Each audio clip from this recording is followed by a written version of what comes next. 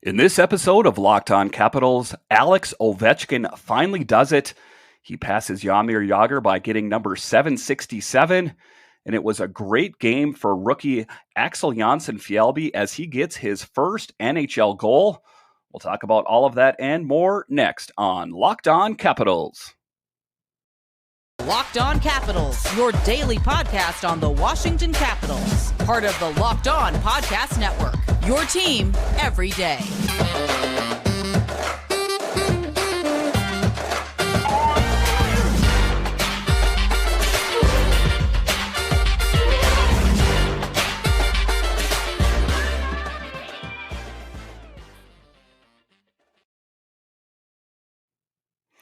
Well, hello and welcome in to this edition of Locked On Capitals. This podcast is free and available on all major platforms. So when you're using your podcatcher of choice, make sure and hit that follow or subscribe button. That way you will know when the new podcasts are available. So in tonight's episode, we are going to talk about that. Alex Ovechkin getting number 767. And then we're going to talk about the COVID issues with Lars Eller. We're going to talk about an AHLer that is getting his opportunity on the big team. And then we're going to talk about free agent goaltenders. Yes, I know we've been talking a lot about free agents and goaltenders, but it's that time of season. March 21st, Monday, is the trade deadline. So there is going to be a lot to take in and a lot to look at. Are the Capitals going to be buyers? Are they going to be sellers? We'll talk about that later. But first, wow, Alex Ovechkin finally does it. He gets number 767 by passing Jaromir Jagr as his march towards the all-time goal leader. And it's got to feel good for Alex Ovechkin out there to finally get that goal. This is a target that he's had for quite some time, and you could tell, in the last couple games when he wasn't able to get those goals, that it's been something that's really bugged him.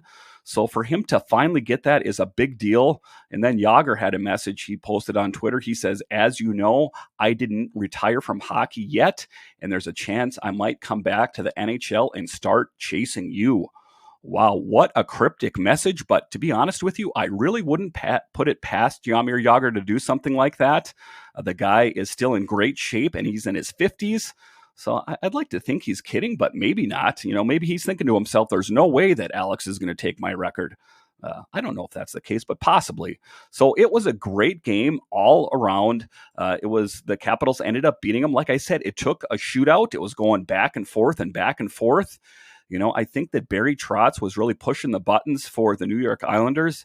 He doesn't take it lightly losing to teams that he once coached. And the goaltenders for the Washington Capitals had to stand tall.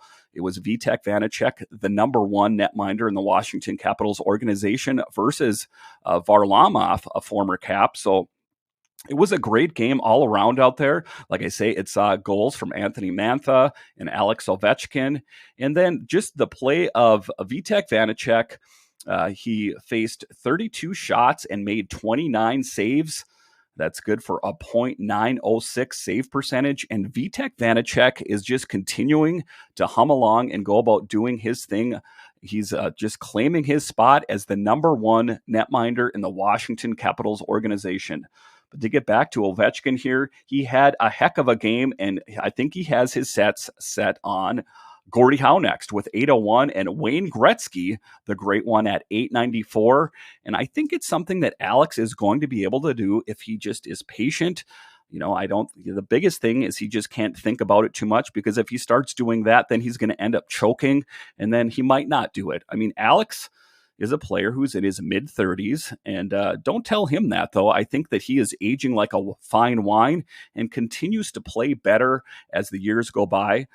If you know anything about Alex, he takes care of himself in the off season. He's continually training and keeping himself in top-notch condition. So let's hope that Alex can do that. He's not going to accomplish that goal this season, but as long as he keeps his sights set, I think that he will be able to do it. Like I was talking about, it was a great night all around, most notably for Alex Fjallby. As you know, he is taking the spot of Hagelin in the lineup. He had that eye injury earlier, and he is going to miss the rest of the season. Axel Janssen-Fjallby is the 9th Caps rookie to score his first goal this season, joining McMichael, Faravari, Snively, Leeson, Malenstein, Protas, LaPierre, and Pilon. And wow, it's just these young players, this infusion of youth is really coming out to help the Capitals here. And the Capitals, like I'm going to talk about later in this episode, they need that infusion of youth because this is the oldest team in the NHL. And they need to be ready. They can't just kind of hope that they're going to find the right players after they retire. In an optimal situation, what you're going to have is kind of a plug and play system. If you've seen what the Nats are doing, they have younger players, but they're also having some older players to kind of show them their ways, kind of a mentor situation there. So I think that, with all those young players, especially Fjallby and Faravari and McMichael, if they can make the most of their opportunities, if they can learn from the great ones like Alex Ovechkin, Nick Backstrom, TJ Oshie, etc., I think that they will be ready when it is time for their big break. I know Faravari and McMichael have kind of established themselves on the team, but there's going to be more opportunities out there in the coming years, and most notably in net. I think that Ilya Samsonov, there is probably a pretty good chance he gets dealt at the trade deadline. I know there's been quite a few teams kicking the tires on him, and I would not be surprised. In Caps Nation, I don't think you should be surprised either if Samsonov gets dealt. It's just kind of the way he's played this year, kind of inconsistent play throughout. So just to take some good stuff away from this game, though, Alex Ovechkin finally does it. He passes Jaromir Jagr. And like I say, I think that he can kind of relax now because you can tell he was just kind of almost forcing the puck a lot of the time. So just to kind of get that off his mind, I think will help him as he moves forward.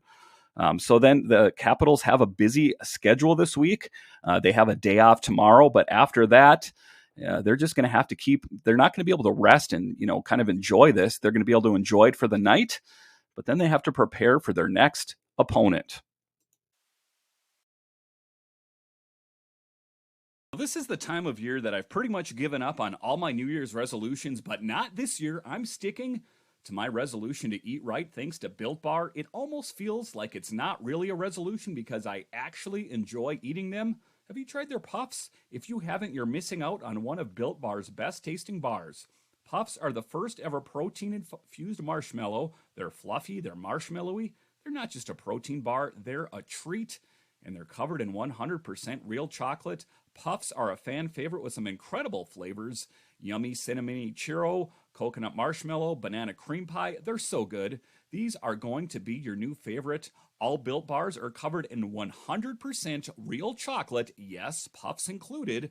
100% real chocolate. They're low calorie, high protein. Replace your candy bars with these. They are better. A typical candy bar can be anywhere from 200 to 300 calories. Ouch! Go to Built.com and scroll down to the macros chart. You'll be blown away. High protein, low cal, high fiber, low carb. Most Built Bars contain 130 calories, 4 grams of sugar, 4 net carbs, and 17 grams of protein. So stick with your New Year's resolution. It's not, you don't have to be breaking it already. We're still early in the season. So go to Built.com, use promo code LOCKED15 and get 15% off your order. Use promo code LOCKED15 for 15% off at Built.com. All right, in this segment here, we are going to talk about the next man up mentality. It's been that way for the Capitals all season, and it will continue to be here. So, as you may have heard, Lars Eller is under COVID protocol again. If you remember earlier in the season, he was under COVID protocol, and he spent some time in Southern California while he was under COVID protocol.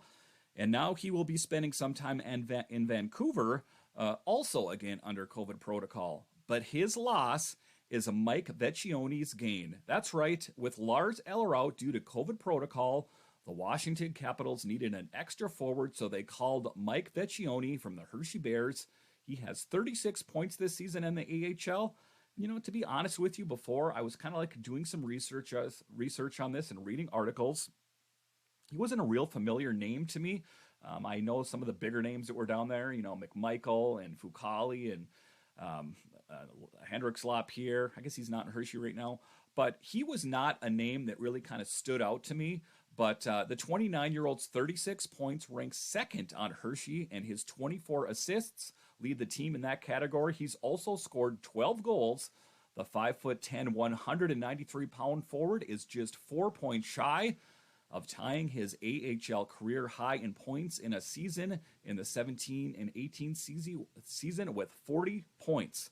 So he's not a household name to most Washington Capitals fans, I imagine, but he should be. It doesn't sound like he's going to be in the lineup anytime soon, just because the Capitals are going on a road trip coming up, and with Lars Eller out under a COVID protocol, they needed the next man up. And it's been that way all season long, and you kind of see that in our own sports. You have to prepare for situations like this. Otherwise, you get kind of caught and you fall flat on your face. Well, I wasn't expecting any injury. You have to be prepared. The Massachusetts native has appeared in 2 career NHL games, both with the Philadelphia Flyers in the 16-17 season. He recorded 10 points in 18 games with the Colorado Eagles of the American Hockey League last season, with 7 goals and 3 assists, tying for the third most goals on the team. Vecchione entered the 2021 season with 3 consecutive AHL seasons with at least 36 points, including a career high of 40 points with 17 goals and 23 assists as a member of the Lehigh Valley Phantoms in the 17 and 18 season. He originally signed with Philadelphia on March 31st, 2017, following 4 seasons at Union College, where he recorded 176 points in 149 games. That's 71 goals and 105 assists. Vecchione has recorded 160 points with 72 goals and 88 assists. So I would definitely say it was his time to get his shot with the Washington Capitals. And that's how it is in all of sports. He might, if he plays well enough, if he gets his opportunity to get some game time, if he doesn't find his spot with the Washington Capitals, he may find a spot on another team. But like I say, it's next man up all the time, and that's the way it has to be. You have to prepare for the future. If you look at this Washington Capitals team, they are getting older all the time, and I know they like to talk about that window's closing, and they want to go as far as they can with this nucleus. I agree with that, but you also have to be prepared for what's coming next, and and that's the same thing. When everyone is talking about Andre Fleury. And we'll talk about that in the next segment. But you've got to keep your eye on the future while keeping a mindful eye on the present. The Capitals held an optional skate. As Coach Peter Laviolette would say, they are probably working through some things in a room to determine the final lineup. And Laviolette discusses the call-up of Mike Vecchione, Connor McMichael slotting in at the third-line center for Lars Eller, and more. So I hope nothing but the best for him, because, like I say, it's not often that you get an opportunity like this. And if it wasn't for this, I don't know if he would have even had the opportunity to play for the Capitals. He most likely would not have. But if you take a look at the team all season, they've had their issues with TJ Oshie. They've had their issues with Nick Backstrom with injuries. If this team is going to make a run for the playoffs and they want to do well, they need to kind of stack up in with prospects. You can't just hope for the best. You can't go about playing and not be prepared for any injury or anything that's going to come your way. You have to be prepared. So that's why it's good to kind of sprinkle in these younger players so they can be mentored by Alex Ovechkin and Nick Backstrom, TJ Oshie, etc. So this is going to be his time to shine. Like I say, he is probably not going to get any game time anytime soon. But with Lars Eller on the shelf under COVID protocol, they've got to be prepared. And like I say, I just really hope that, he does get some playing time. And, he looks like he is more than capable of playing at least sometime in the AHL. And this will give him some real-time reps to see, what he's got in the tank. The Capitals can look at him and see what he has in the tank. Because a lot of that coming up on the deadline here is to assess your talent. Are you going to make any big moves?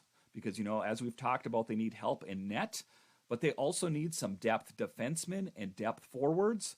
But before you start selling away the farm, let's see what you have in-house first. I think that there are some pleasant surprises out there. McMichael, Faravari, and I think, in coming years, Hendricks Lapierre, look for a lot of those players to step in and fill those roles, as, let's face it, that, like I say, the Capitals' current roster is getting older, and eventually they'll be moving on to the next round. And let's hope that the next round of Capitals are just as good as the ones that are out there right now, if not better. This league is getting faster and faster all the time. So you gotta kind of adjust your position to what the rest of the league is at. And you don't want to be going through some big, laborious rebuild. If you take a look at the New York Rangers, theirs was pretty pain-free. I think it was like a year or year and a half that they struggled a little bit, but look at them now. They're near the top of the Metropolitan Division. So if you have a GM, and I think the Capitals have him and Brian McClellan, that you can overcome adversity and you can overcome an aging roster if you just keep your eyes on the horizon, what's coming next. Case in point, if you want to take a look at the Toronto Maple Leafs, they were on a trajectory to do really well this year, but guess what? They had issues in net, and now a lot of that is in question. And a lot of the fans in the NHL, they're up in arms. The Toronto fans are up in arms as to what happened to this team that had such big goals for going to the playoffs and, dare I say, a Stanley Cup. So just to tie that all back together, you can't totally have a focus on the present. You need to have your eyes on the future. And I think that that's what the Capitals are doing. And if you are a successful team, that's what you're going to do, because it's based on necessity. All right, after the break, we are going to talk about the goaltending situation. And one name you can go ahead and scratch off the list because, well, based on injury, you can just cross his name off the list. We'll get to him. We'll get to that player after the break. But first, on Monday, March 21st at 3:30 Eastern Time, tune in to Locked On Fantasy Hockey's live deadline reaction show to get all the on-ice fantasy and betting analysis you need from hosts Steele Roden and Flip Livingstone, with appearances from other roster of local team experts. Plus, catch our very own Locked On Capitals for our immediate reaction to the Capitals' moves. So I don't know what you guys think. Do you think the Capitals are going to make any big moves out there? It is a common theme that has been in this podcast for the last week or so. And with the trade deadline looming, it's going to be Monday, March 21st. There are questions that need to be answered. This Capitals team is showing signs of improvement. And one of the things that Brian McClellan had said is that he didn't want to really go all in on, signing someone and giving up futures for like a goaltender for a team that is not going to go very far. How many pieces are the Washington Capitals away from being a real contender? As it stands right now, they are a wild card team. But if they keep applying pressure, and maybe some of the teams above them start to falter, I don't think that the Columbus Blue Jackets are going to catch the Capitals. But it would be nice, even if they can't make any steps forward, just to get that unit gelling and running on all cylinders. Because if you have any hope of doing anything in the postseason, whether it be the first round, second round, Stanley Cup, whatever, you need to have a solid lineup. And I think the Capitals' play between now and the trade deadline will determine a lot as to how active the Washington Capitals are going to be. So hit me up on Twitter, DanCaps218. I want to hear your thoughts. Other than the goaltending situation, who do the Capitals need to target? Are we buyers? Are we sellers? Those are some big questions, and Brian McClellan has his hands full. All right, in this segment, like I was saying, it's a bit of a somber story to cover here, is that you can cross off one name, at least this year, off the list of goalies that could potentially come to the Capitals. Yes, I'm talking about the hometown hero, Braden Holtby. Yes, the one that hoisted the Stanley Cup above his head in 2018 will most likely be staying in Dallas. To Anton Khudobin, I think it's safe to say that Braden Holtby will remain with the Stars. They take on Toronto as I'm reading this article. They are 1 point out of the playoffs, but with multiple games in hand. And, it's some somber news, like I said. I think that a lot of Caps Nation was looking forward to their hometown hero coming back home. Now, I mean, I think to a certain extent, I think a lot of Capitals fans kind of look at Braden Holtby and they pine after him like they do an old girlfriend. Let's just kind of look back on Braden Holtby. Did he win a Stanley Cup for the Washington Capitals, or was he one of the prominent netminders? Yes, him and Philip Grubauer. Was Braden Holtby the same goalie when he left the team as he was on the 2018 team? I would say it's safe to say not. So, I mean, I think that there's a lot of things at play here. What Braden Holtby would they get if they do get him, like, say, next season? So I don't think that the Capitals are going to be out that much. I think that, honestly, if they're smart, they're going to stay in-house. I think they have a player in-house that would fill that need, at least for this season. And let's give him a shot, is Zach Fucale. He's been playing lights out in AHL Hershey, and I think he needs some more time to prove himself on the big stage. I mean, let's face it, I think that if Ilya Samsonov was dealt at the trade deadline, I don't think anyone would be too surprised in the Washington Capitals organization or their fan base. Ilya Samsonov has been given more than ample opportunity to prove himself, and he has not done that. So I think that the Capitals, like I say, they have to look in-house and see what they have before they start kicking the can down the road and giving up futures. You can't do that. Otherwise, you're going to come up against a brick wall and you're going to have a huge rebuild to contend with. So as much as I like Braden Holtby, I still think he is a great goaltender. I just don't think that going back to, I hate to say, an old goaltender. I mean, we are talking about an aging roster. This is the oldest roster in the NHL. Why do we have to add another old goaltender in the NHL world to the team? I think that, if they are going to pick up someone, if the deal is right, is to pick up a younger goaltender, like a Gorgiev, something like that. Because, I mean, honestly, even if you had your eyes set on Marc-Andre Fleury, you're going to have him for 1 year. And what this article says here, I read this on Twitter, what I think an asking price would look like for Chicago in a Fleury trade is a first-round pick or first-round level prospect and maybe a mid-round pick. The second pick likely depends on whether the Hawks need to take back a contract and how bad the contract is, but key is first-round pick, and the Capitals do not want that kind of baggage. Now, if the Capitals were on the cusp, if they were firing on all cylinders all season, I would say go all in and let's get another cup. But I am going to use the same logic and reasoning that the GM of the Washington Capitals uses, and I think it's sound logic. Is this team poised, as is, with the lineup on the ice? Are they poised to win another Stanley Cup? Honestly, do some soul searching there. If you're asking me, I think that they will make it to the first or second round, but I would be very surprised if they win a cup this year. And with that knowledge in mind, do you want to give up futures? Do you want to give up future draft picks? Do you want to give up some younger players? Because that's who they would be targeting. They would be targeting, your McMichaels, your Hendricks Lapierre, someone like that. The Capitals cannot afford to give up someone like that, and they sure as heck can't afford to give up future draft picks. We need to build this team for the future. Case in point, this is a Washington podcast. Take a look at the Washington Nationals. They were sellers last year, and now they are in the midst of a big rebuild. And it remains to be seen how that will play out. I don't think that the moves that Rizzo made were incorrect. I think there were moves that needed to be made. If you look at even just the Max Scherzer, Trey Turner deal, those were deals that were coming up on being expired, or the Nationals did not believe that they were going to be able to re-sign those players, and they got a haul for them. Josiah Gray, and Keibert Ruiz. Just kind of tying that all back in with this here is you need to be looking at the future like the Nationals were looking at the future. They weren't thinking, I need to pick up all these old players to fill this team.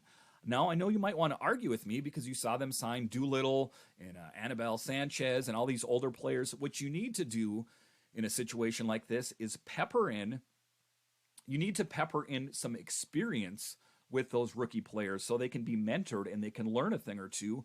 And if you're lucky, you can take someone like a Sean Doolittle, and if he starts playing better, you could flip him and get some draft picks for him.